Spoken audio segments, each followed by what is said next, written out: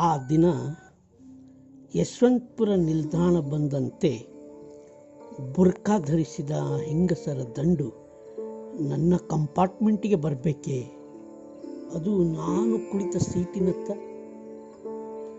ಅಕ್ಕಪಕ್ಕವೇ ಜಮಾಯಿಸಿದರಲ್ಲ.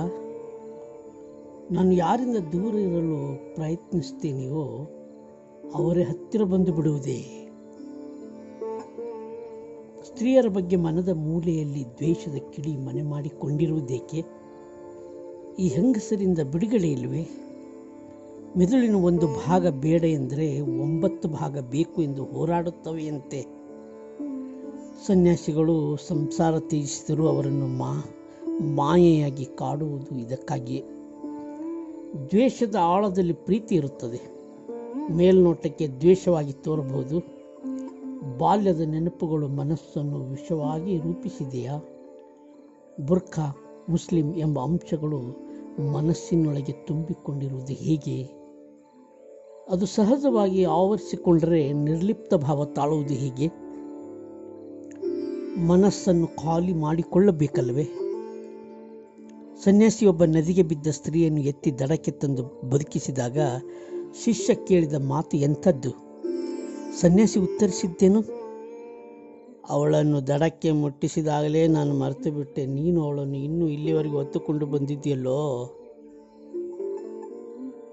ಅಂದರೆ ಮನಸ್ಸಿನಲ್ಲಿ ಹೊತ್ತುಕೊಳ್ಳುವುದು ಎಂದರ್ಥ. ಮನಸ್ಸು ಖಾಲಿ ಮಾಡಿಟ್ಟುಕೊಳ್ಳಬೇಕಲ್ವೇ? ಅವರ ಸನಿಹ ಬೇಡ ಅನ್ನುವುದಾದರೆ ಮಹಿಳೆಯರು ಹತ್ತುವ ಬೋಗಿಯನ್ನೇ ಬಿಟ್ಟು ಬಿಡಬೇಕಷ್ಟೆ ಎಂದು ನಿರ್ಧರಿಸಿದೆ. ಬದುಕಿನಲ್ಲಿ ಬರುವ ಮಾತುಗಳನ್ನು ಕೇಳಿಯೇ ಬಹುಶಃ ಅಕ್ಕ ಮಹಾದೇವಿ ಮನದಲ್ಲಿ ಕೋಪವ ತಾಳದೆ ಸಮಾಧಾನಿಯಾಗಿರಬೇಕು ಎಂದು ಹೇಳಿದಳಲ್ವೇ? ಸಮಾಧಾನ ಹೊಂದುವ ಪರಿ ತಿಳಿದರಲ್ವೇ? ಆ ದಿನ ಕುರ್ಚಿಯಿಂದ ಎದ್ದು ಹೊರಡುವಾಗ ನನ್ನ ಗಡ್ಡಕ್ಕೆ ವಿಜ್ಞಾನಿಗಳು ಬಂದ ಹಾಗೆ ಬರ್ತಾರೆ ಎಂದು ಸಿಬ್ಬಂದಿ ಒಬ್ಬ ತಿರುಕಿಸಿದನಲ್ಲ, ಎಷ್ಟು ಬೇಸರವಾಯಿತು. ಸಮಾಧಾನ ಹೇಗೆ? ಸೂಕ್ಷ್ಮ ಮನಸ್ಸಿಗೆ ನಾಟಿಯೇ ಬಿಟ್ಟಿತು. ಸ್ವತಂತ್ರವಾಗಿ ಹರಿಯುವ ನದಿಗೆ ಕಲ್ಲೊಂದು ಎತ್ತಿ ಹಾಕಿದರೆ ಏನಾಗುತ್ತದೆ? ತರಂಗಗಳು ಕಾಣುವುದಿಲ್ವೇ? ಈ ಅಲೆಗಳೇ ಮಾನಸ ಸರೋವರದಲ್ಲಿ ಬೇಸರದ ರೂಪದಲ್ಲಿ ವ್ಯಕ್ತವಾಗುತ್ತವೆ. ಅದೇ ಸ್ವಲ್ಪ ಸಮಯದ ನಂತರ ಕೇಂದ್ರ ಬಿಂದುವಿನಿಂದ ಪ್ರಾರಂಭಗೊಂಡ ಅಲೆಗಳು ಪರದೆಯಲ್ಲಿ ಬಿಚ್ಚಿಕೊಳ್ಳುತ್ತಾ ದಡಕ್ಕೆ ಸೇರಿ ಲಯವಾಗುವುದಿಲ್ವೇ? ಅಲೆಗಳು ಲಯವಾಗಬೇಕು, ಬೇರೆ ದಾರಿ ಇಲ್ಲ. ಅದಕ್ಕಾಗಿ ಕಾಯಬೇಕು. ಕಾಲ ಎಲ್ಲವನ್ನೂ ಮರೆಸುತ್ತದೆ ಎನ್ನುವುದರ ಅರ್ಥವೇನು?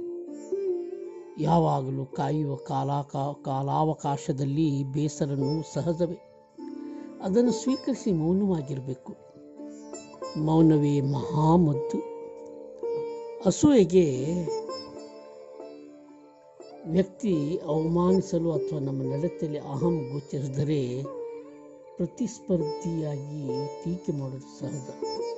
ಅದನ್ನು ಮಾರ್ಗದರ್ಶನವಾಗಿ ತೆಗೆದುಕೊಂಡು ನಡತೆಯನ್ನು ತಿದ್ದಿಕೊಳ್ಳುವುದೇ ವಿವೇಕವಂತರ ಲಕ್ಷಣವಲ್ಲವೇ? ಲೇಖನಿ, ಬೇಸರಿಸಿಕೊಳ್ಳಬೇಡ ಕಣೋ. ಈ ಏಕಾಂಗಿತನಕ್ಕೆ ಬರವಣಿಗೆ ಅನಿವಾರ್ಯವಾಗಿದೆ. ಬಾಲ್ಯದ ನೆನಪುಗಳನ್ನು ಈ ಹಾಳಿಗೆ ವರ್ಗಾಯಿಸುತ್ತೇನೆ. ಯಾರಲ್ಲಿಯಾದರೂ ಕಥೆಗೆ ಪುಷ್ಟಿ ನೀಡೀತು. ವರ್ಜಿನಿಯಾ ಹೇಳುವಂತೆ, every secret of a writer soul, every experience of his life and quality of his mind is written laws in his works.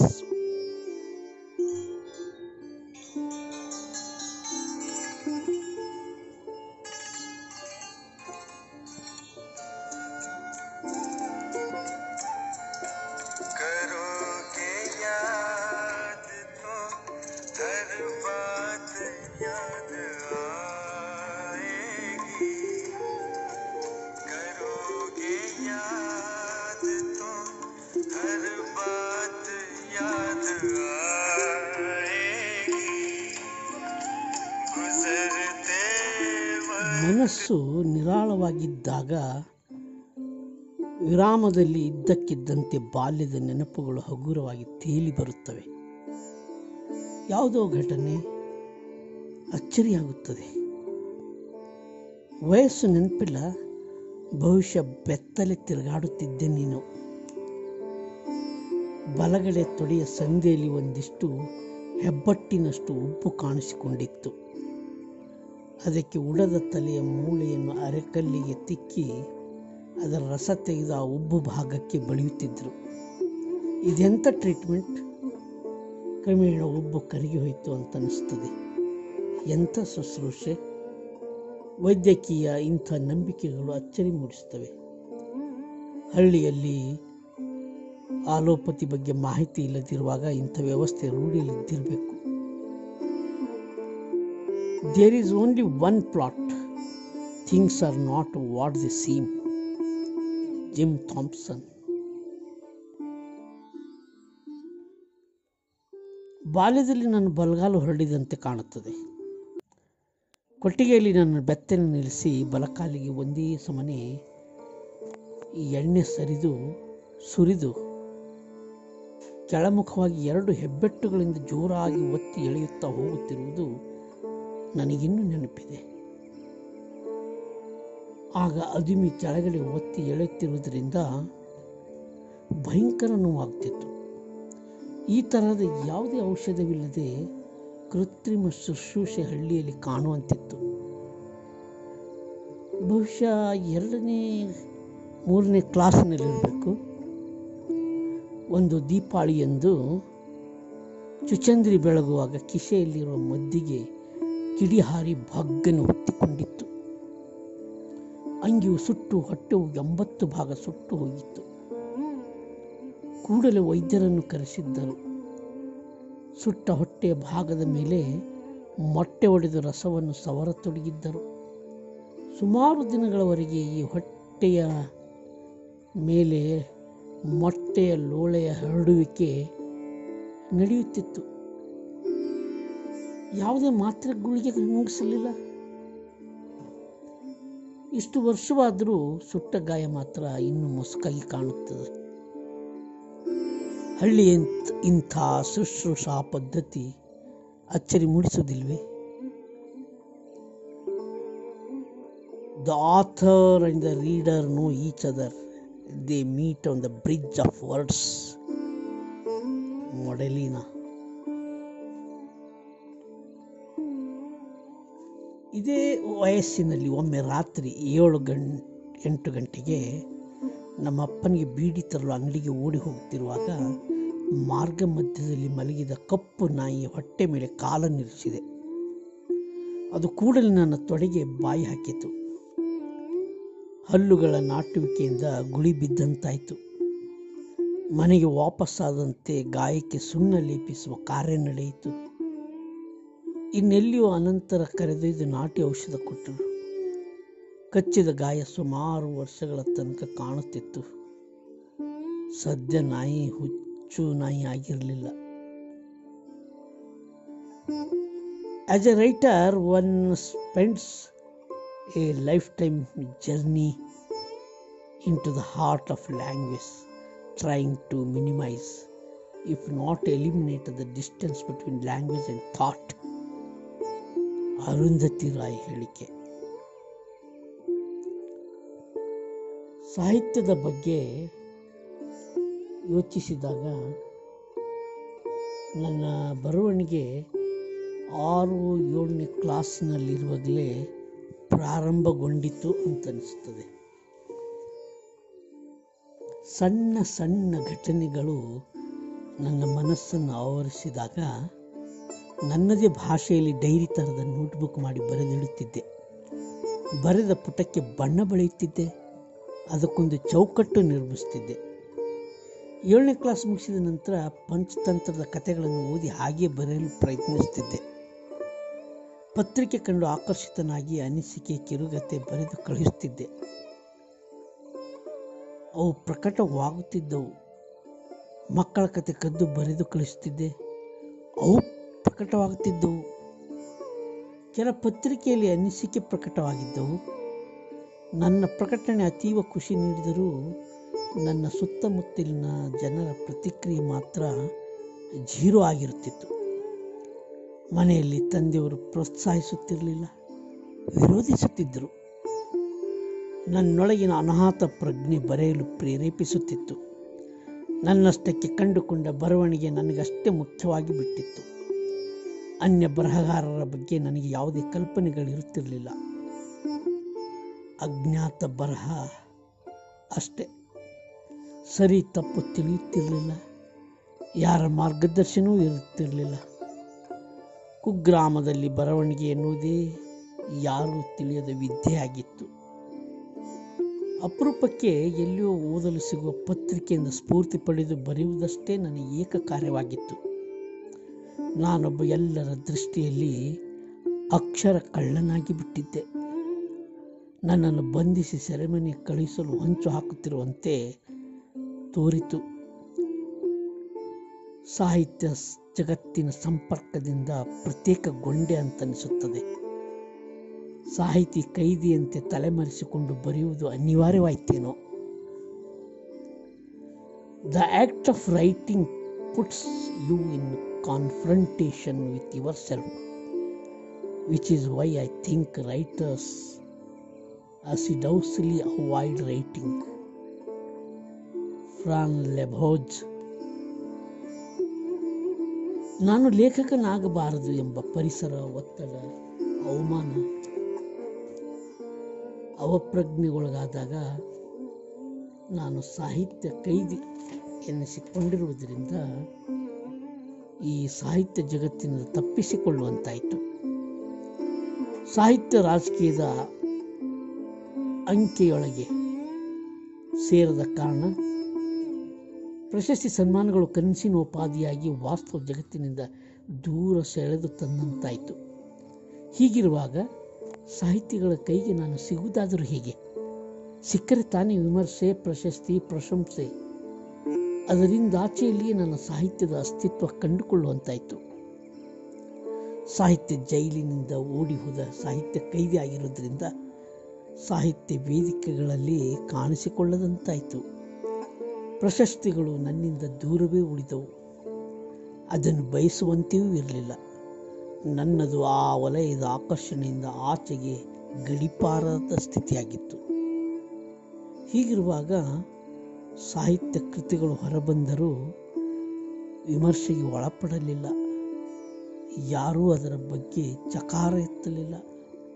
ಕೈದಿಯ ಪಾಡಲ್ಲವೇ? ಬಯಲೊಳಗೆ ಸೇರುವ ಸ್ಥಿತಿ ಮನವರಿಕೆಯಾಗಿ ನಿರ್ಲಿಪ್ತ ಬರಹಗಾರನಾಗಿ ಬಿಟ್ಟೆ. ಪ್ರಕಟಗೊಂಡ ಪುಸ್ತಕಗಳು ನಾಮಾವಶೇಷ, ಮೂಲೆ ಗುಂಪಾದವು. ನನಗೆ ಮೋಡಗಳ ನೆನಪಾಗುತ್ತಿದೆ. ಮೋಡಗಳಂತೆ ವ್ಯಕ್ತಿಯ ಅವಸ್ಥೆಯಲ್ವೇ? ಆಕಾಶದಲ್ಲಿ ತೇಲುವ ದಟ್ಟ ಕಪ್ಪು ಆಕೃತಿಗಳಿಗೆ ಮೋಡ ಎಂಬ ಹೆಸರು. ಆದರೆ ಸ್ವಲ್ಪ ಹೊತ್ತಿನಲ್ಲಿ ಅವು ಮಳೆ ಸುರಿಸಿ ಇಲ್ಲವಾಗಿ ಬಿಡುತ್ತವೆ, ಏನೂ ಇಲ್ಲದಂತೆ. ಬಯಲು ಮೋಡದ ಅಸ್ತಿತ್ವಕ್ಕೆ ಏನರ್ಥ? ಮಳೆ ಸುರಿಸುವುದಷ್ಟೇ ಕೆಲಸವಲ್ವೇ? ವ್ಯಕ್ತಿಯ ಅಸ್ತಿತ್ವಕ್ಕೆ ಏನರ್ಥ? ಹೊರಹೊಮ್ಮಿಸುವ ಅನುಭವದ ಕತೆ ಮಾತ್ರ ಮುಖ್ಯ. ಎಂಥದೇ ಕಥೆಯಾಗಿರಲಿ, ಅದು ಅವರವರ ಅನುಭವದ ತುಣುಕಲ್ಲವೇ? ಒಬ್ಬರಿಂದ ಇನ್ನೊಬ್ಬರಿಗೆ ಭಿನ್ನವಾದ ವಿಚಾರಧಾರೆಯ ಮಳೆ ಅಷ್ಟೇ. ಬಾಲ್ಯದ ನೆನಪುಗಳು ಹೆಚ್ಚು ಸ್ಫುಟವಾಗಿರುವುದಕ್ಕೆ ಕಾರಣವೇನು? ನಮ್ಮ ನೆನಪು ಸ್ಪಷ್ಟವಾಗುವುದಕ್ಕೆ ಮುಖ್ಯ ಕಾರಣವೇ ಚಿತ್ತವು ಕೇಂದ್ರೀಕೃತವಾಗಿರುವುದು. ಅಂದರೆ ಧ್ಯಾನದ ಇನ್ನೊಂದು ರೂಪವೇ ನೆನಪು. ದೊಡ್ಡವರಾದಂತೆ ಚಿತ್ತವು ಟಿಸಿಲೊಡೆಯುವುದರಿಂದ ಏಕಾಗ್ರತೆ ಸಾಧ್ಯವಾಗದೆ ನೆನಪುಗಳು ಮಸುಕಾಗಿ ಬಿಡುತ್ತವೆ. Writing fiction is a solitary occupation, but not really a lonely one. The writer's head is mobbed with characters, images and language. Hilma Wolitzer. Primary ಶಾಲೆಯಲ್ಲಿರುವಾಗ ನಾನು ಒಂದು ಪತ್ರಿಕೆಯಲ್ಲಿ ಪ್ರಕಟವಾಗುತ್ತಿದ್ದ ಡಾಬು ಎಂಬ ಚಿತ್ರ ಸರಣಿ ಕಥೆಯನ್ನು ಓದುತ್ತಿದ್ದೆ. ಮತ್ತು ಅದನ್ನು ರೀಲಿನಂತೆ ಅಂಟಿಸಿ ಚಿಕ್ಕ ಡಬ್ಬಿ ಮಾಡಿ ಕಡ್ಡಿ ತಿರುಗಿಸಿ ಸಿನಿಮಾದಂತೆ ತೋರಿಸ್ತಿದ್ದೆ. ಇದಲ್ಲದೆ ಅದನ್ನು ಕತ್ತರಿಸಿ ಚಿಕ್ಕ ಚಿಕ್ಕ ಪುಸ್ತಕ ಮಾಡಿ ಸಹಪಾಠಿಗಳಿಗೆ ತೋರಿಸ್ತಿದ್ದೆ. ಅವರ ಆಸಕ್ತಿಯಲ್ಲಿ ಅದನ್ನು ಬೆಲೆಗೆ ಕೊಂಡುಕೊಳ್ಳುತ್ತಿದ್ದರೂ ಕೂಡ. ಇದು ವ್ಯಾಪಾರ ದೃಷ್ಟಿಯೋ ಅಥವಾ ಸೃಜನಶೀಲತೆಯೋ ತಿಳಿಯದು. ಬಾಲ್ಯದ ಇನ್ನೊಂದು ಲಕ್ಷಣವೆಂದರೆ ಹಲವಾರು ಸಾಮಾನುಗಳನ್ನು ಸಂಗ್ರಹಿಸಿಕೊಳ್ಳುವುದು. ನಾನು ಒಂದು ಪೆಟ್ಟಿಗೆಯಲ್ಲಿ 108 ಚಿಕ್ಕ ಚಿಕ್ಕ ಆಟಿಕೆಯ ಸಾಮಾನುಗಳನ್ನು ಸಂಗ್ರಹಿಸಿಟ್ಟುಕೊಂಡು ಅದನ್ನು ಪಡಸಾಲೆಯಲ್ಲಿ ಜೋಡಿಸಿ ಸಂತೆಯಲ್ಲಿ ಮಾರಾಟ ಮಾಡುವಂತೆ ಆಡುತ್ತಿದ್ದೆ. ಯಾರ ಪ್ರಭಾವದಲ್ಲಿ ಅಂಗಡಿ ಮಾಡುವ ಯೋಚನೆ ಬಂದಿತ್ತೋ ಎಣ್ಣೆ, ಸೋಪು, ಕಡ್ಡಿ ಪೆಟ್ಟಿಗೆ ಇವುಗಳನ್ನೆಲ್ಲ ಖರೀದಿಸಿ ಮನೆಯಲ್ಲಿ ಸಂಗ್ರಹಿಸಿಟ್ಟು ಅಂಗಡಿ ಮಾಡಲು ನಿರ್ಧರಿಸಿದ್ದೆ.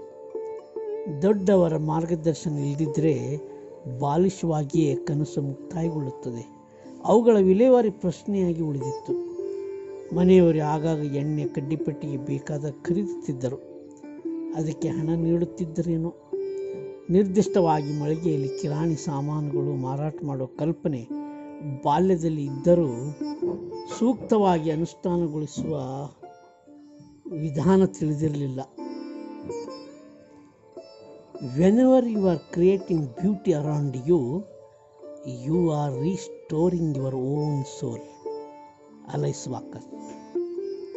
ಹಳ್ಳಿಗಳಲ್ಲಿ ಶೌಚಾಲಯಗಳು ಇಲ್ಲದಿರುವುದು ದೊಡ್ಡ ದುರಂತ ಎನ್ನುವುದು ಈಗಿನ ಸ್ವಚ್ಛ ಭಾರತ ಕಾರ್ಯಕ್ರಮದಡಿಯಲ್ಲಿ ನಡೆಯುತ್ತಿರುವ ಆಂದೋಲನ ಕಂಡಾಗ ನೆನಪಾಗುತ್ತದೆ. ನಾನು ಬಾಲ್ಯ ಕಳೆದ ಗ್ರಾಮದಲ್ಲಿ ಬಹುಶಃ ಯಾರ ಮನೆಯಲ್ಲೂ ಶೌಚಾಲಯಗಳು ಇಲ್ಲದಿರಬಹುದು. ಎಲ್ಲರೂ ಬೆಳಗ್ಗೆ ಎದ್ದ ಕೂಡಲೇ ಬಯಲು ಕಡೆಗೆ ತಂಬಿಗೆ ಹಿಡಿದುಕೊಂಡು ಹೋಗುವರೆ. ನಾನು ಕೂಡ 1 ಕಿಲೋಮೀಟರ್ ನಡೆದು ಊರ ಹೊರಗಿನ ಕಂದಕದಲ್ಲಿ ಇರುವ ಗುಂಡಿಯಲ್ಲಿ ಯಾರೂ ನೋಡದ ಪ್ರದೇಶದಲ್ಲಿ ಮರೆಯಾಗಿ ಬಹಿರ್ದೇಶ ಕಾರ್ಯ ಮುಗಿಸಿ ವಾಪಸ್ಸಾಗುತ್ತಿದ್ದೆ. ಒಮ್ಮೊಮ್ಮೆ ಅರ್ಜೆಂಟಾಗಿದ್ದರೆ ಮನೆ ಹತ್ತಿರದ ರಸ್ತೆ ಪಕ್ಕದ ಗಿಡಗಳ ಮರೆಯಲ್ಲಿ ಒದಗಿ ಕೂಡುತ್ತಿದ್ದೆ. ಆಗ ಅಲ್ಲಿಂದ ಹಾದು ಹೋಗುವ ಶಾಲೆ ಹೆಣ್ಣು ಮಕ್ಕಳು ನನ್ನ ಕಡೆ ನೋಡಿ ಮುಸಿ ಮುಸಿ ನಗುತ್ತಾ ಹೋಗುತ್ತಿದ್ದರು ಎಂದೆನಿಸುತ್ತದೆ. ಕಣ್ಣು ಮುಚ್ಚಿ ಹಾಲು ಕುಡಿಯುವ ಬೆಕ್ಕಿನ ಯೋಚನೆಯಂತೆ ಕಾಣದಂತೆ ಮುದುಡಿ ಅವರ ಕಣ್ಣುಗಳಿಂದ ತಪ್ಪಿಸಿಕೊಳ್ಳಲು ಯತ್ನಿಸುತ್ತಿದ್ದೆ. ಹಳ್ಳಿಯಲ್ಲಿ ಶೌಚ ಹೋಗುವುದು ನನಗೆ ಸಮಸ್ಯೆ ಎನಿಸಿದರೂ ಅನ್ಯ ಮಾರ್ಗವಿಲ್ಲದೆ ಬಯಲು ಶೌಚಾಲಯ ಅನಿವಾರ್ಯವಾಗಿ ರೂಢಿಯಾಗಿತ್ತು. ಶೌಚದ ಒತ್ತಡ ಹೆಚ್ಚಿದರೂ ಅವಸರವಾಗಿ ಅದನ್ನು ಬಲವಂತವಾಗಿ ತಡೆಯುತ್ತಾ ತಂಬಿಗೆ ತೆಗೆದುಕೊಂಡು ಯಾರೂ ಇಲ್ಲದ ಊರ ಹೊರಗಿನ ಸ್ಥಳಕ್ಕೆ ಹೋಗಬೇಕಾಗಿ ಬರುತ್ತಿತ್ತು. ದೂರ ಹೋಗುವ ಅನಿವಾರ್ಯಕ್ಕಾಗಿ ಬೇಸರದಲ್ಲಿ ತಡೆ ಹಿಡಿಯುತ್ತಾ ಕಾಲ ತಳ್ಳುತ್ತಿದ್ದ ಫಲವಾಗಿಯೇ ಮಲ ವಿಸರ್ಜನೆಯೇ ನಿಂತು ಹೋದ ಪ್ರಸಂಗ ಎದುರಾದಾಗ ಸ್ಥಳೀಯ ವೈದ್ಯರನ್ನು ಕರೆದು ಗುದದಲ್ಲಿ ಕೊಳವೆ ಏರಿಸಿ ಕೃತಕ ರೀಚಕ ಕ್ರಿಯೆ ಕೈಗೊಳ್ಳಬೇಕಾಯಿತು. ನನ್ನ ಚಡ್ಡಿ ತೆಗೆದು ಬೆತ್ತಲೆಗೊಳಿಸಿದರು. ಸದ್ಯ ಈ ಕ್ರಿಯೆ ರಾತ್ರಿ ಕೈಗೊಂಡಿರುವುದರಿಂದ ಅಷ್ಟೊಂದು ಮಾನ ಹರಾಜಾಗಲಿಲ್ಲವೇನೋ. ಆದರೂ ಇಂಥ ಸ್ಥಿತಿ ಬಂದಿರುವುದು ಮಾತ್ರ ಶೋಚನೀಯವೇ. ಹಳ್ಳಿಯ ಇಂಥ ಕಡೆ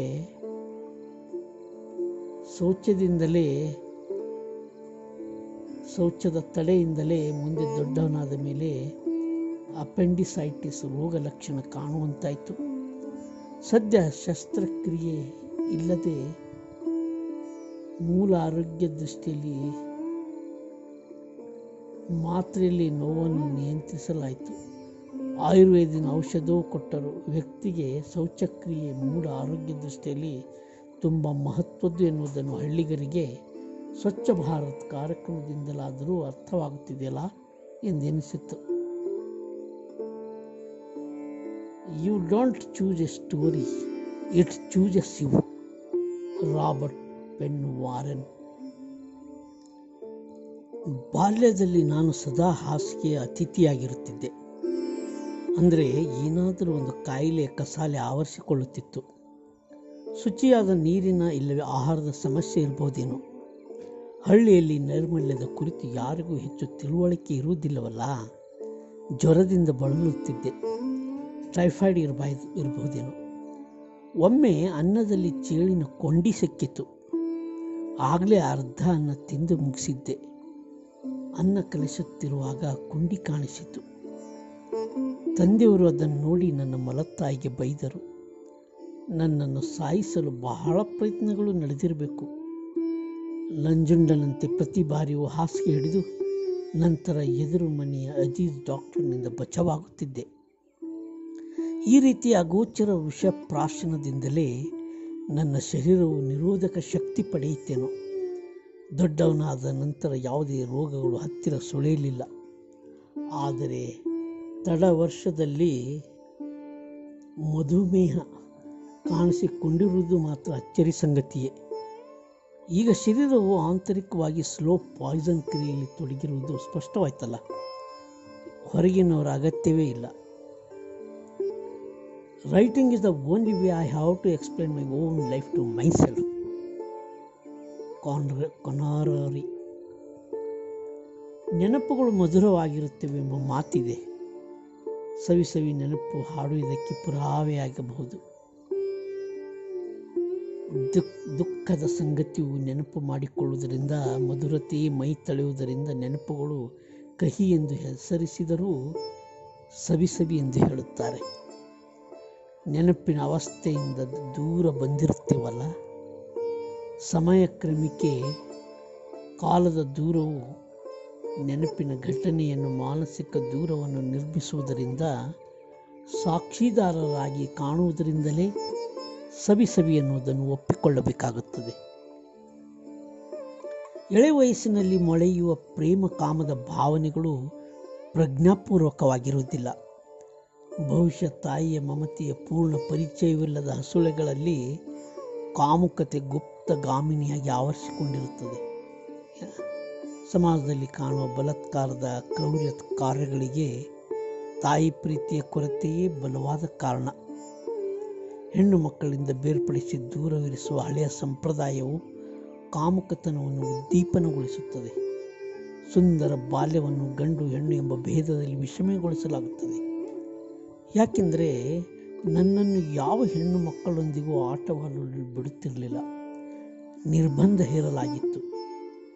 ಅಪರೂಪಕ್ಕೆ ಹೆಣ್ಣು ಮಕ್ಕಳು ಅತಿಥಿಯಾಗಿ ಮನೆಗೆ ಆಗಮಿಸಿದರೆ ನಾನು ತುಂಬ ಖುಷಿ ಪಡುತ್ತಿದ್ದೆ.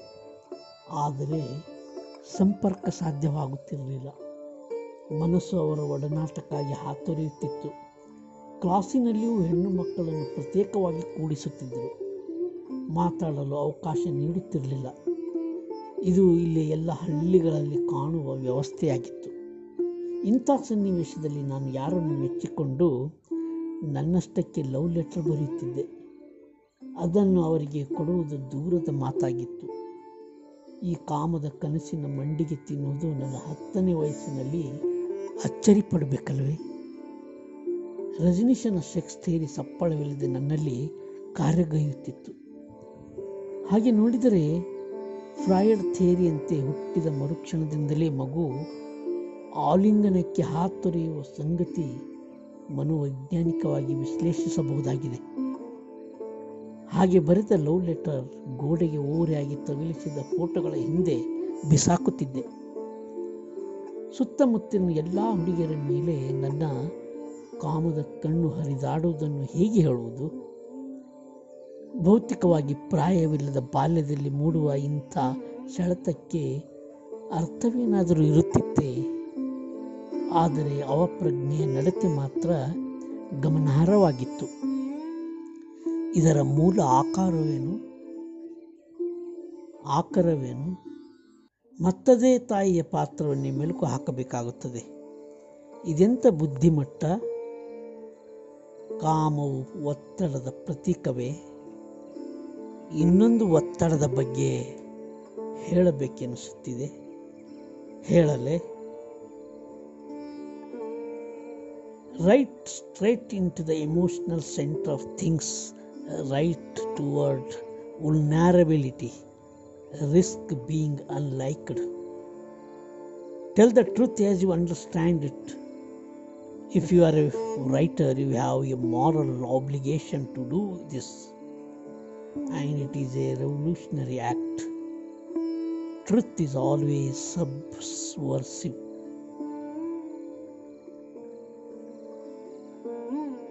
ಬೆಳಗ್ಗೆಯಿಂದ ಬೆಕ್ಕು ನನ್ನ ಹಿಂದೆ ಸುಳಿದಾಡುತ್ತಿತ್ತು.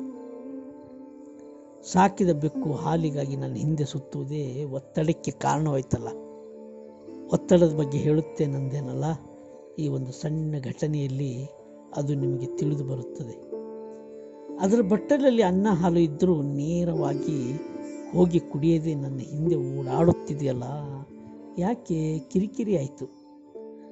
ತನ್ನ ಬಟ್ಟಲಿನಲ್ಲಿ ಹಾಲಿರುವ ಬಗ್ಗೆ ಪರೀಕ್ಷಿಸಿಕೊಳ್ಳದಿರುವುದಕ್ಕೆ ಬಂದ ಕೋಪದಲ್ಲಿ ಬೆಕ್ಕನ್ನು ಹಿಡಿದು ಅದರ ಮೂತಿಯನ್ನು ಬಟ್ಟಲ ಅನ್ನದಲ್ಲಿ ಹುದುಗಿಸಿಬಿಟ್ಟೆ. ಅದು ನನ್ನ ಬಲವಂತಕ್ಕೆ ಹೆದರಿ ಬಿಡಿಸಿಕೊಂಡು ಓಡಿ ಹೋಯಿತು. ಅದನ್ನು ಬಿಡದೆ ಬಟ್ಟಲು ಹಿಡಿದು ಅದರ ಹಿಂದೆ ಓಡಿ ಹೊರಗಿನ ಬಾಗಿಲು ಹತ್ತಿರ ಇಟ್ಟು ಬಂದೆ. ಈ ವರ್ತನೆಯಿಂದ ಮೂಡಿದ ಒತ್ತಡವು ತಲೆಯಲ್ಲಿ ಗುಂಗುಟ್ಟಿತು. ಕ್ಷುಲ್ಲಕ ವಿಷಯವು ಕಾಡಿದ ಬಗೆ ಎಂಥದ್ದು? ಇದಕ್ಕೆ ನನ್ನ ಅಹಂಕಾರವೇ ಕಾರಣವಾಗಿರಬೇಕು. ಅದು ನನ್ನ ಮಾತು ಕೇಳಬೇಕು ಎಂಬ ಹಠ ಯಾಕೆ ನನ್ನಲ್ಲಿ ಬಂತು? ತನ್ನ ಬಟ್ಟಲು ನೋಡಲಿ ಬಿಡಲಿ, ಹೇಗೂ ತನ್ನ ಹಸಿವನ್ನು ತೋರ್ಪಡಿಸುತ್ತಲ್ಲ. ಅದರ ಕಣ್ಣು ಹಾಲಿನಡೆಗೆ ಇರಲಿಲ್ಲ. ಎದುರಿನಲ್ಲಿಯೇ ಹಾಲು ಹಾಕಿದಂತೆ ನಡೆಸಿದ್ದರೆ ಸಾಕಿತ್ತು. ತಂಗಳವನ್ನೇ ತಾಜಾ ಎಂದು ತಿನ್ನುತ್ತಿತ್ತು. ದಡ್ಡರಿಗೆ ಮೋಸ ಮಾಡುವುದು ಕಷ್ಟದ ಕೆಲಸವಲ್ಲ ಅಲ್ಲವೇ? ಬೆಕ್ಕಿನ ಬುದ್ಧಿಮಟ್ಟಕ್ಕೆ ಇಳಿದು ದಡ್ಡತನವನ್ನು ತೋರಿಸಿಬಿಟ್ಟೆ. ಪ್ರಾಣಿಗಳಿಗೂ ನಮಗೂ ಇರುವ ವ್ಯತ್ಯಾಸವೇನು? ಚಿಕ್ಕ ಬೆಕ್ಕಿನೊಡನೆ ಸ್ಪರ್ಧೆಗಿಳಿದಿದ್ದು ಸರಿನಾ? ತಾಳ್ಮೆ ಸಹನೆ ಇರಬೇಕಿತ್ತಲ್ಲವೇ? ಎಂಥ ಚಿಕ್ಕ ಘಟನೆಯನ್ನು ನಿಮಗೆ ಹೇಳುತ್ತಿದ್ದೇನಲ್ಲ, ನೆನಪಿಸಿಕೊಂಡ್ರೆ ನಗು ಬರುತ್ತದೆ. Writing is A refined thinking.